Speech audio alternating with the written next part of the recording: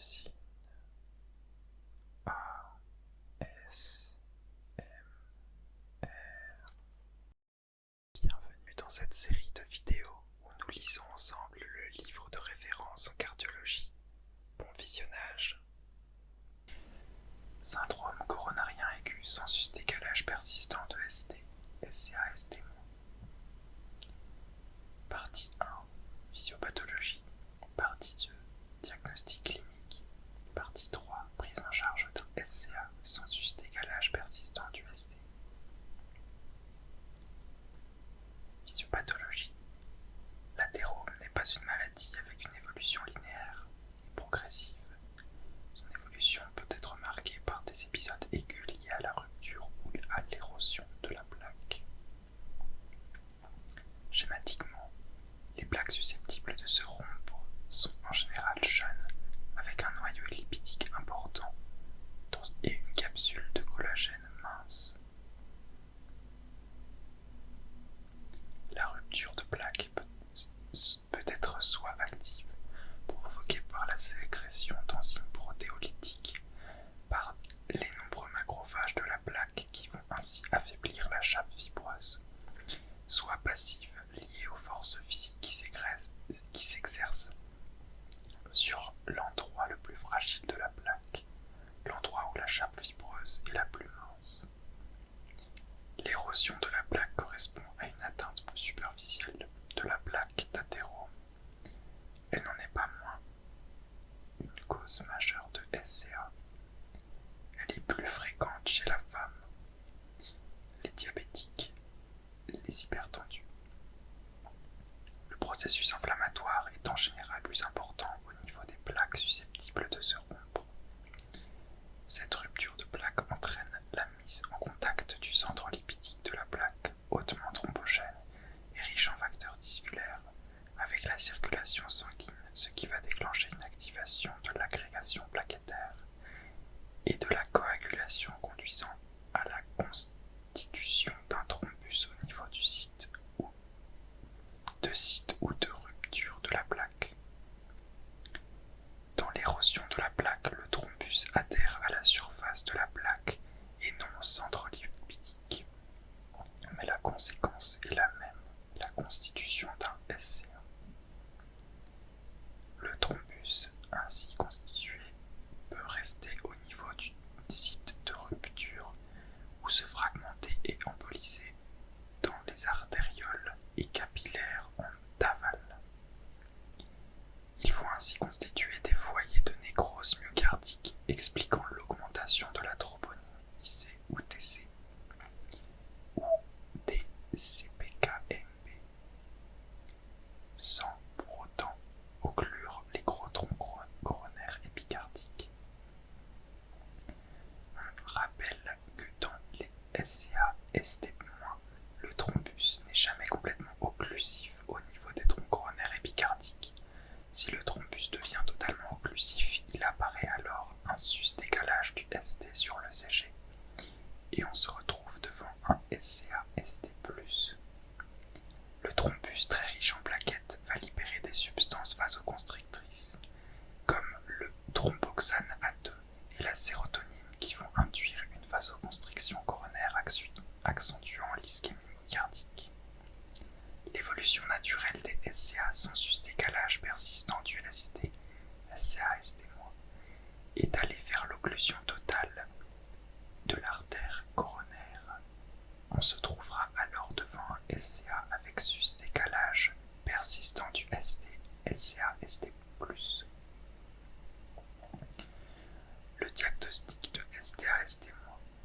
La suspicion diagnostique initiale de STA-ST- est basée sur la clinique caractéristique de la douleur thoracique, durée, persistance, trémito-sensibilité, tolérance hémodynamique, auscultation cardio-pulmonaire, stade KILIP, évaluation de la probabilité de malade coronaire, type de DT, âge, sexe, facteur de risque cardiovasculaire, maladie coronarienne connue, atteinte athéromateuse extracardiaque.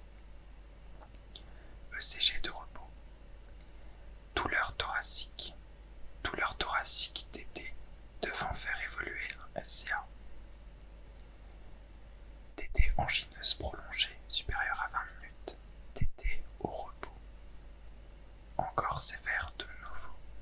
classe 2 ou 3, CCS, encore accéléré, aggravation récente d'un encore précédemment stable, avec caractéristique de l'encore au moins classe 3 CCS.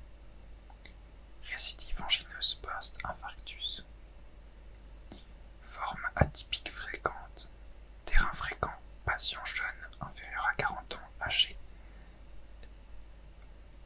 Supérieur à 75 ans, diabétique ou femme. Clinique. Douleur d'allure épigastrique. Une indigestion, une dyspnée croissante ou des douleurs à type de coup de poignard. Examen clinique. Normal dans la majorité des cas. Recherche des antécédents personnels du patient, âge antécédent de coronaropathie. Recherche des facteurs de risque cardiovasculaire. Histoire clinique caractéristique de la douleur thoracique. Recherche des signes de mauvaise tolérance, hypotension, tachycardie, choc cardiogénique, œdème aigu du poumon, stade clip, etc. Recherche d'une atteinte athéromateuse extracardiaque. Recherche d'une valvulopathie associée. RA. Éliminant diagnostic différentiel pneumothorax, embolie pulmonaire, pleurésie, péricardite, etc. Il faut toujours préciser les circonstances d'apparition du SCA et rechercher un facteur susceptible de déstabiliser la maladie coronaire, fièvre, anémie, tachycardie, hypoxémie, bradycardie, valvulopathie, arrêt du traitement anti-angineux. ECG au repos. Modalité pratique. ECG 18 dérivation systématique. Avec dérivation ECG supplémentaire V3R, V4R, V7, V8, V9. À réaliser en urgence dans les 10 minutes après le premier contact médical. ECG percritique au moment de la douleur avec et sans test à la trinitrine. Tout trouble de repolarisation sauf un sus-décalage du ST- avec valeur localisatrice du territoire de l'ischémie. Sous-décalage ST supérieur à 1 mm dans les deux dérivations contiguës. Onde T négative ou positive, ample et pointue. Supérieur à 2/3 de l'amplitude de l'onde R. Onde Q inconstante, SCA ST-, SCA troponine plus réalise des infarctus sans onde Q qui correspondent anatomiquement le plus souvent à une nécrose non transmurale sous endocardique liée à des emboles qui se sont détachés du thrombus initial. Un ECG percritique entièrement normal élimine a priori l'étiologie coronaire de la douleur thoracique et doit faire évoquer d'autres causes de douleur thoracique. Intérêt de posséder des tracés d'ECG antérieurs pour pouvoir comparer les tracés. ECG post-critique, après la douleur, peut être normal ou anormal avec des troubles de repolarisation persistants. ECG répété chez les patients scopés hospitalisés. Intérêt de réaliser une surveillance continue du segment ST pour le scope, surtout si le CG de repos à l'entrée du patient en unité de soins intensifs cardiologiques est normal. ECG à répéter en cas de récidive des symptômes et tous les jours à titre systématique. Biomarqueur myocardique.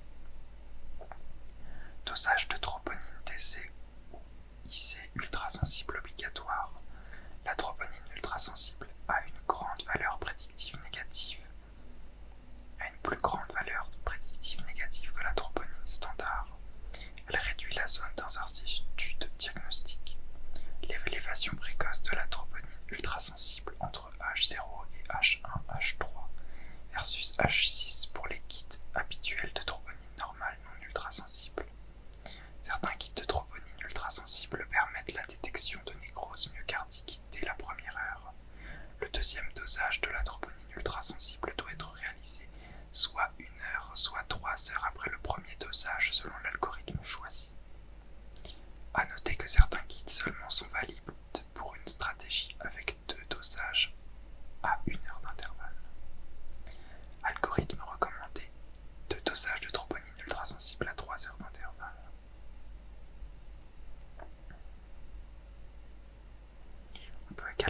analyser 2 dosages de troponine ultrasensible à 1 heure d'intervalle pour confirmer ou éliminer le SCA-ST-. Cet algorithme n'est validé qu'avec certains kits. L'algorithme décisionnel est plus compliqué et moins intuitif que celui avec 2 dosages de troponine ultrasensible. Il est disponible sur le site online de la ConfKB pour les plus curieux. Autre examen à réaliser. Radio du thorax systématique, diagnostic différentiel devant une douleur thoracique ou cardiomégalie de cardiopathie. Échographie transthoracique systématique, évaluer la fraction d'éjection du ventricule gauche et les troubles de la cinétique pour supporter ou éliminer les diagnostics différentiels. Péricardite, embolie pulmonaire, dissection aortique. Bilan biologique, NFS, éliminer une anémie. Hémostase, ionogramme sanguin, urée, créatinine. Bilan hépatique, lipase, INR, AVK, au long cours. Dépistage, facteur de risque cardiovasculaire, glycémie H1, bilan lipédique H1. En cas de douleur thoracique persistante et de CG non modifié, il faut éliminer un diagnostic différentiel. Péricardite, dissection aortique, embolie pulmonaire, myocardique. Échographie transthoracique, angio-TDM, IRM, etc. Prise en charge du SCA-ST-. A. Stratification du risque. Stratification du risque ischémique. Une fois le diagnostic posé, la première étape de la prise en charge d'un STA-ST- est l'évaluation du risque ischémique et hémorragique. Le risque ischémique est le risque d'évolution à court terme de ce SCA-ST- vers le SCA-ST+, avec infarctus du myocarde et ou le décès. Le risque ischémique s'évalue avec le calcul du score GRASS, plus performant que le sens clinique. Variable du score GRASS, âge, BAS, FC, créatinémie, stat Killip, arrêt cardiaque à l'admission, existence d'un sous-décalage du ST, élévation de la troponine. Stratification du risque hémorragique. Le risque hémorragique est le risque de présenter une hémorragie grave sous traitement antithrombotique. Il est évalué grâce au score CRUSAD, moins utilisé que le score GRASS. Variable du score CRUSAD, sexe féminin, diabète, antécédent, AOMI ou AVC, PAS, fréquence cardiaque, signe, disé, hématocrite, DFG, créatinine. L'estimation du risque nécessaire pour évaluer les délais de prise en charge, le choix de la stratégie de reperfusion, invasive ou non, les traitements pharmacologiques à mettre en œuvre. Stratification des risques à court terme, ischémie hémorragique en fonction de antécédents personnels du patient, âge, antécédent de coronariopathie, facteur de risque cardiovasculaire, histoire clinique caractéristique de la douleur thoracique, examen clinique, pression artérielle, fréquence cardiaque, Killip, auscultation cardiopulmonaire, ECG répété ou monitoring continu du segment ST.